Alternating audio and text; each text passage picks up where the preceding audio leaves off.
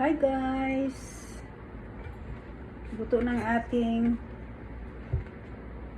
yan, ube. Ay, biko na kulay ube. Yan. Yan, kain tayo. Wow! So yummy.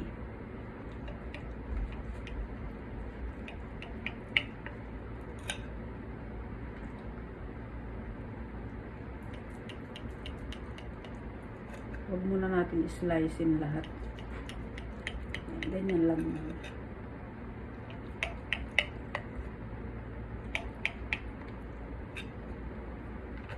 Wala tayong spatula.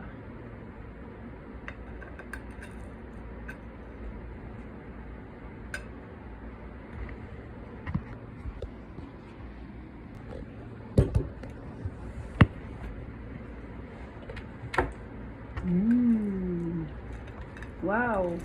Parang chewy siya, oh.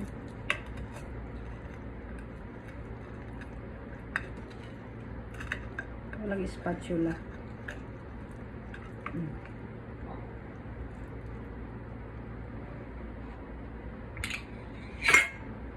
Ilan ang kaya mong kainin? Tama yan. Tama na nga, sabi kong tama na eh.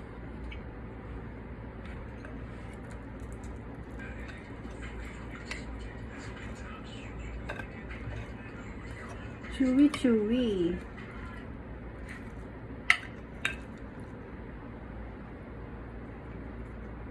Kain guys.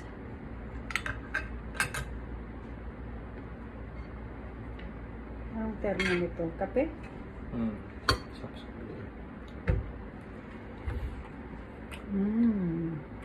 Sarap.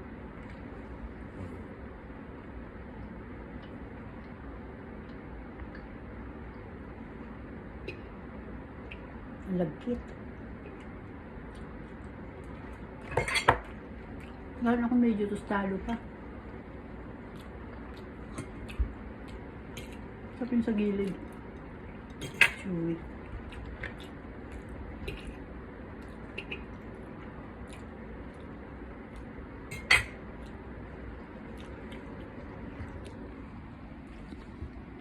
Ayan guys, oh. Ayan. Yung toppings niya, yung ano siya, coconut milk with ube kondensada. Ayan, condensed milk na ube flavor. Ayan. So, yan.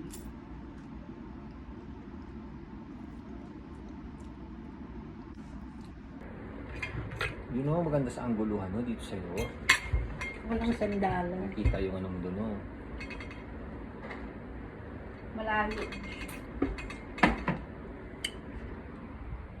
Hindi ako isama. Wala ko isama. Alam mo naman yung iPhone, ang pangit ng itsura ng tao dyan. Pangit daw, eh bakit minsan maganda ako dyan? Huwag mo nang i-record yung sinabi ko. Ano pa naman ako video mo? Hey guys! Matamis masyado. Hindi. Tama lang. Hanggang sana kung medyo toasted pa siya yung ano, toppings niya. Ano? Luman na lang tayo. Patay na nga lang yun. Ang dami na nating nakain guys. Facebook na lang si Ate Sabi. Dati hindi ako mahilig dito sa Biko.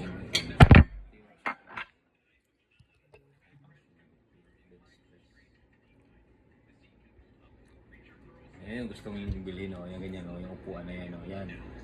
Adjustable yan. Yan, no? Yan. Pwede upuan, pwedeng bench press. Yan, pang home-workout. Di ba pa siya sa'yo yung dati? Iba yun. Ano lang yun, abs lang yun. Pang abs na yun. Hindi akin yun. Kasarap ko pag ginusta pa ng konti.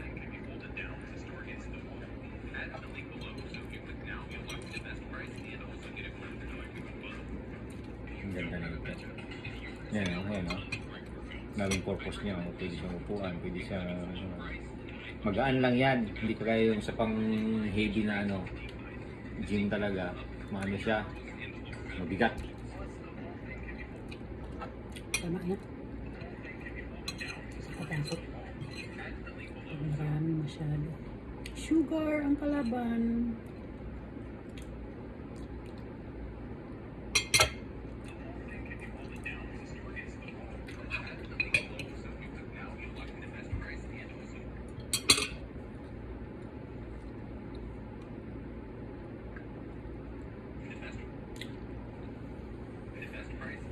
Oily pa siya. Yan.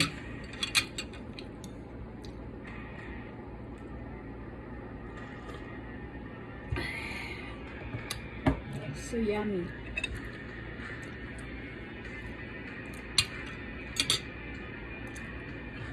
Yan, dami ko nang nakain. Ilang slice, 3. Masarap yung nasa gilid. Kasi ano siya, chewy siya.